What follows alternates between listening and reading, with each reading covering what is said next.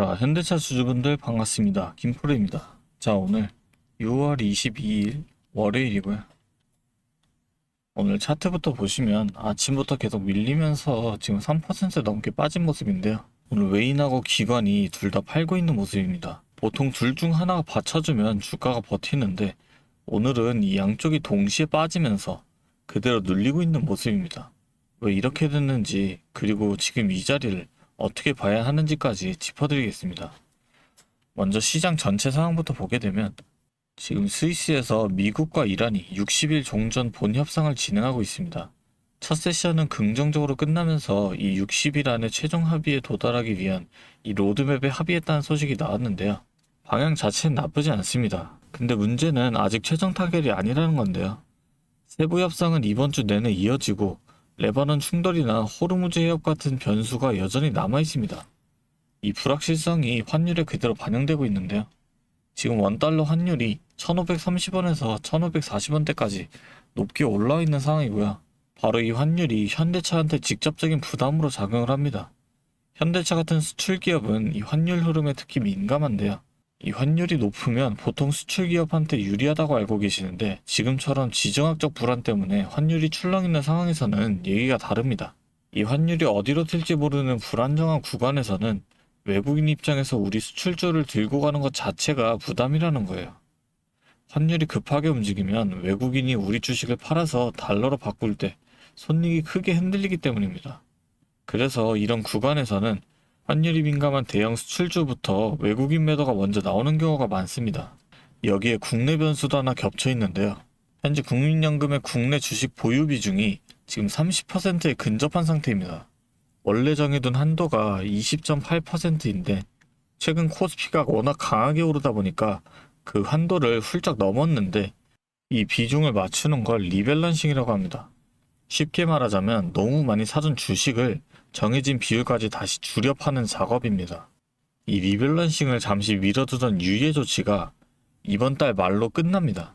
그 말은 다음 달부터 이 국민연금이 순차적으로 국내 주식을 팔아야 한다는 건데 그 규모가 55조 원에 달할 수 있다는 분석이 나오고 있는데요.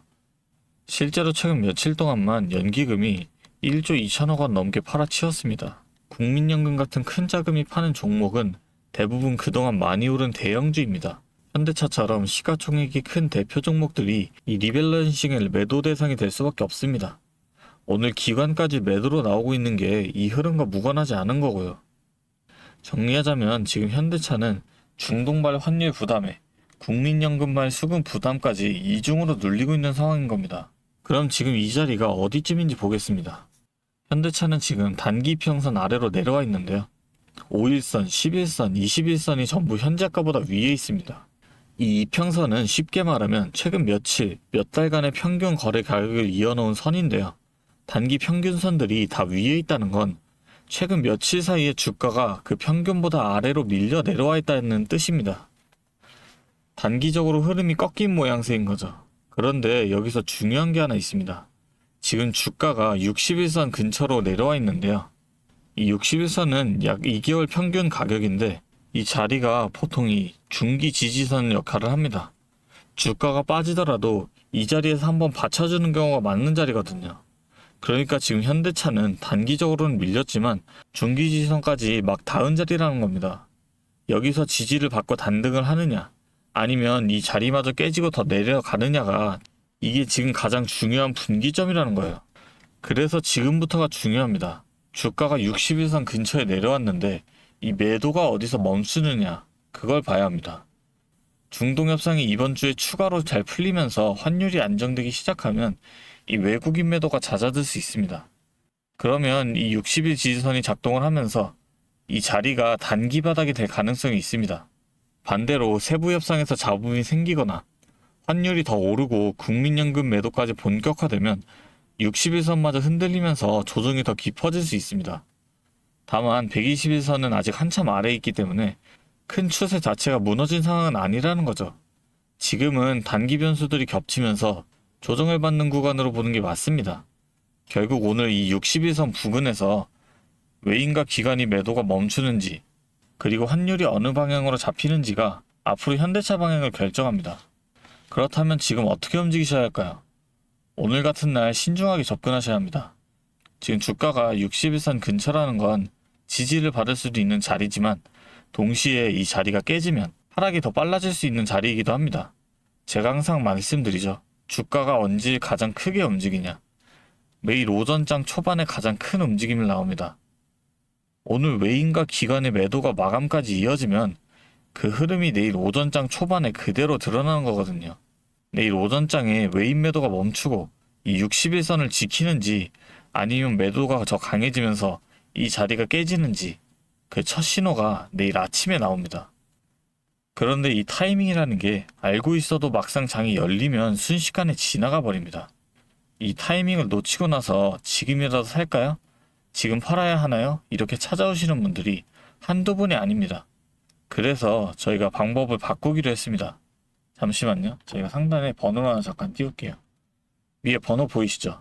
010-3436-7531. 여기로 현대차니까 간단하게 현대차 이렇게 세 글자 문자 주시면 저희가 아무나 다 도와드리겠다는 게 아닙니다. 적어도 내일 이 타이밍을 놓치지 않겠다는 그 의지가 있으신 분들만 따로 저장을 해서 내일 오전장 외인의 매도가 멈추는 그 순간 그리고 60일선을 지키는지 깨지는지까지 실시간으로 바로 공유해 드릴 겁니다. 오늘 영상 도움 되셨다면 구독하고 좋아요 한 번씩만 눌러주시면 저한테 정말 큰 힘이 되니까요. 이것까지만 눌러주시면 감사하겠습니다. 그런데 이런 생각 해보신 적 있으실 거예요. 나는 분명 열심히 공부를 하는데 왜 항상 이 타이밍을 놓치는 걸까? 지금 이 영상 보시는 대부분들이 직장 다니시면서 이 주식 하시는 분들이거든요. 아침에 출근하시면서 뉴스 보고 회의 중에 몰래 차트 확인하고 점심시간에 계좌 들여다보고 화장실 가서도 스마트폰 놓지도 못하고 그런데 정작 장이 크게 움직이는 그 순간에는 항상 다른 걸 하고 계시잖아요. 나중에 확인하면 이미 다 지나간 다음이고 그제야 연락 오셔서 지금이라도 살까요? 지금 팔아야 하나요? 이렇게 되는 거거든요. 혼자서 이 타이밍 잡기가 정말 쉽지가 않습니다. 정보가 없어서가 아니에요. 뉴스도 보고 공부도 하는데 막상 내 이 돈이 걸리면 판단이 흔들리는 거거든요. 그 순간 옆에서 방향을 잡아줄 누군가가 필요하다는 거예요. 저희 채널은 저 혼자 운영하는 게 아닙니다. 매일 전문가들과 함께 이 미증시부터 글로벌 이슈까지 실시간으로 체크를 하면서 대응 방향을 함께 만들어가고 있어요. 지금처럼 변동성이 큰 장에서는 이렇게까지 해야 제대로 대응을 할 수 있다는 거예요. 혼자서는 한계가 있습니다. 여러분, 혼자 하지 마세요. 오늘 밤 어떤 소식이 나오든 내일장이 어떻게 열리든 그 타이밍마다 저희 쪽에서 도와드리겠습니다. 앞으로는 뒤늦게 찾아오셔서 후회하시는 일 없으셨으면 좋겠습니다. 마지막으로 지금까지 영상 시청하신 분들을 위해 특별한 이 선물 하나 준비했는데요. 지금 중동전쟁 이슈가 있었음에도 계속해서 늘어났던 이 AI 데이터 센터로 인해 전 세계가 지금 전력난에 처한 거 다들 알고 계실 텐데요. 이 전력난을 해결하기 위해서 우리나라에서도 지금 핵심적으로 밀고 있는 사업이 하나 있는데요. 이 내용 관련된 선물 하나 준비해 왔으니까 꼭 놓치지 마시고 함께 챙겨가셨으면 좋겠습니다. 자, 오늘 제가 준비한 선물은 요즘 굉장히 핫한 이 AI와 관련된 종목인데요. 자, 그런데 이 AI가 사용되는 곳이 굉장히 또 많고 용량도 크다 보니까 전기가 부족해져서 이 전력난이 상당히 심각하다는 겁니다. 이게 어느 정도냐면 이 데이터 센터가 쓰는 전기량이 우리나라 전체 사용량의 2배가 넘는다는 거죠. 그래서 이 데이터 센터 기업들이 가장 먼저 해결해야 하는 숙제가 바로 이 전력난을 해결하는 겁니다. 자, 그런데 이 전력난을 해결하려고 발전소를 더 지으려면 이 10년이 넘는 시간이 걸리는데 당장 내일 전기가 모자란데 10년은 너무 길죠. 그래서 오늘 가져온 게 가상발전소인데요. 이 가상발전소는 정부와 기업도 큰 관심을 보이는 핵심 사업이라는 겁니다. 그러면 이 가상발전소는 뭘까요? 실제로 발전소를 짓는 게 아니라 여기저기 흩어져 있는 전기들을 네트워크로 묶어서 하나의 발전소처럼 통합 관리하는 시스템인데요. 예를 들어서 전기차 배터리에 남은 전기를 전력망에 다시 팔아서 수익을 낼 수도 있는 겁니다. 이런 식으로 전국의 남은 전기들을 AI가 모아서 마치 하나의 거대한 발전소처럼 운영하는 거죠. 사실 지금까지는 전기를 절약해야 한다, 이렇게만 생각했잖아요. 그런데 이 조건 자체를 바꿔버린다는 겁니다. 이 발전소를 무작정 지을 수 없다면 있는 전기를 얼마나 효율적으로 쪼개서 쓸 수 있느냐가 핵심이 된 거예요. 이게 바로 이 가상발전소가 앞으로의 시장을 지배할 수밖에 없는 이유가 되는 겁니다. 이미 테슬라에서는 일본에서 가상발전소 사업을 전국으로 확대했고요. 우리나라 정부도 제주도에서 이미 시범 사업을 운영하는 중이죠.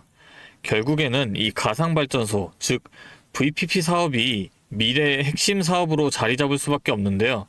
제가 이 중에서도 무려 5년 전부터 이 가상발전소를 준비해온 특정 종목 한 가지를 가지고 왔습니다.